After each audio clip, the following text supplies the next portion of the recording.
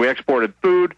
We exported our technology. We exported things that could help people's lives be better. Then the greed monsters from hell show up, and they decide, hey, we're not done just plundering the United States. We got to plunder the planet. And it's planetary plundering on a demonic, supernatural, Luciferian level that's taking place. And the people, you know, what I watched, let me jump to 60 Minutes.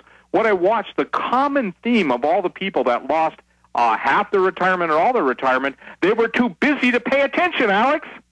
They were too busy to pay attention to their future, to their finances, because they let somebody else do it. Do you hear what I'm saying? If yes. people look to you and I to be the only guys to do it, that's why you've got to copy, ladies and gentlemen. You're right. You've got to do everything you can do. Those of you in the military that are given an unlawful and an unconstitutional order, at the time it's given, that's the point you have to deal with it.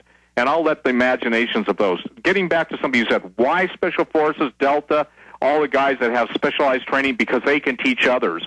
And this is the thing, Alex. Too many coincidences. Right now, Criminal Investigation Division of the military is investigating a couple Army deaths at one of the Army hospitals. Well, they killed, they're constantly killing the Delta Force people when they come back. And I saw a report, suicides are at like 10 times. I think it was even higher. I just Googled record military suicides. It was just astronomical, off the charts. Most of these aren't suicides. They're killing people. Absolutely. And isn't there a big story by Seymour Hersh about a former high-level U.S. vice president that was heading up the hit squads? Absolutely. And so, ladies and gentlemen, here's the thing.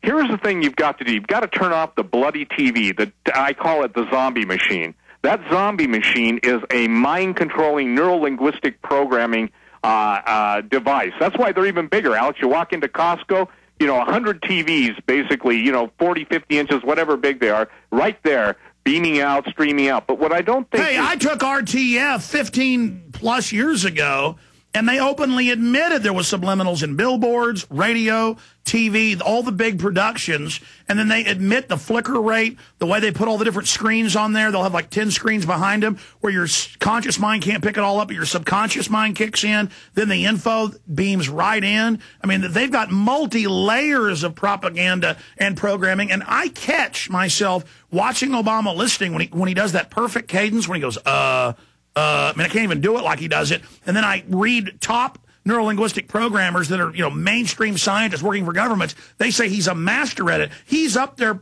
literally hypnotizing people. And this is something, again, before people boo-boo or say, you're both crazy. Here's the thing. The people that were fat and sassy with a heavy retirement and, $500,000 house in Austin and no worries, now they're out on the streets, not only in Austin, but all the major cities of the United States. Ask yourself this, ladies and gentlemen. How is it that everybody who saw it coming, and those of us who were warning about it way before even Peter Schiff and Gerald came on the scene, we've been warning about it, but we were all as marginalized. Now the bottom line is the Illuminati's out in such plain sight. Alex, you've heard the same thing I've heard. There's nothing you can do to stop us. That's their threat. We don't care what you tell. It's too late. Well, I maintain as long as somebody's got breath and the will and desire to take their oath seriously. Even God says, don't take an oath haphazardly. Let your yeas be yea and your nays be nay. For any more than that proceeds out of that, that's sin. As simply stated, Jesus saying an oath is something that someone binds themselves to. And so the new oaths that are being bounced out there, this, is that under the new administration, oaths will not be taken to the Constitution or pledge the Constitution. I want to make a statement. When the very images of historic Christianity are covered up at the college, Georgetown, by request of the White House, and a pyramid is placed over that image on a black banner, and the President of the United States is basically the head in the middle of the pyramid.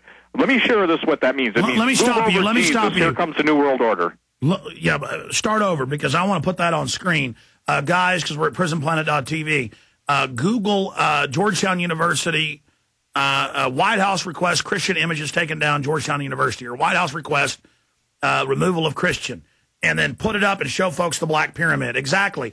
They didn't just remove the cross. They brought in the Black Pyramid, explained to people what that means. Hierarchical mass death. Here is our man on the black horse, the man on the white horse. It's bringing you death. Start over, Steve.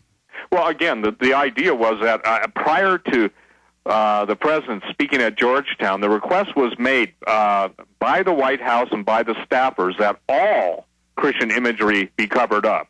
Not only that, but especially the IHS, the very presentation of Jesus behind the place that Obama would be speaking. Now, to put a black pyramid up there, the pyramid is the ultimate, go to your dollar bill, ladies and gentlemen, the New World Order. Basically, Alex, what that meant was, and I'm telling you, the Luciferian symbology is the old epic, or the old days are over. Onto the stage right, comes the new deliverer, okay? It's not enough to just put that imagery up there. The ramification is that Obama is typing, or being typed, with the all-seeing eye on the pyramid, the Eye of Horus, Horus. And not only that, that's probably the most in-your-face slap against heaven. Look, I'm not privy to the conversations going on in heaven right now, and I'm not being a wise guy when I'm saying this, but of all the insults that I think could ever be levied against the Lord Jesus Christ, that has to be one of the most dramatic. Now, let me share this, too, to people. A man who is superstitious, Obama carries talismans in his pocket. He presented them to the reporters. You remember that? He had a little monkey god named Hanuman? Yeah. He carries the same talismans. Remember the big sports team owner in Memphis? And there was rumors there were little talismans up in a pyramid, up in the top of the pyramid. Yep. And we have the news articles.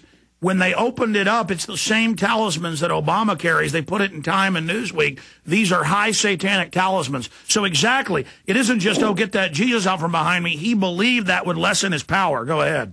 Yeah, and now you nailed it. It's power, Alex. Power is the quintessence. Look, I've known millionaires. I've known billionaires. I've talked to people that I don't know any of the trillionaires, but I know the people that work for the trillionaires, and there are trillionaires. The thing is that when you take a talisman, you are invoking the power of that. And the invocation of the power, you know the last person to do that in history on a major level? Hitler. Yeah, Hitler. And he did it in Berlin. And ladies and gentlemen, if you want to read a great book, read The Third Reich and the Occult. Because, again, what I'm saying, Alex, is this. Even in the Bible, when evil spirits are cast out, they go and seek someone else to possess, okay? I wonder, personally, where that spirit that left Hitler was. When I saw who was speaking in Berlin, I didn't have to wonder anymore. Well, you know, he literally went to Hitler's favorite speaking spot. You got it. And behind him was a seat of what was it? It's called the good night, the seat of Satan that Jesus spoke about in the book of Revelation. And the actual, I don't know if you know this, but it resided in Pergamos, which is in Turkey. It was brought to the Berlin Museum, and a copy of it was literally behind him as he spoke to Berlin. No, I did know that. Well, and see, this is the thing, Alex. It's amazing how many years you've been talking about the Bohemian Grove, the occult nature of the Illuminati, and to have such illuministic symbols right thrown in your face.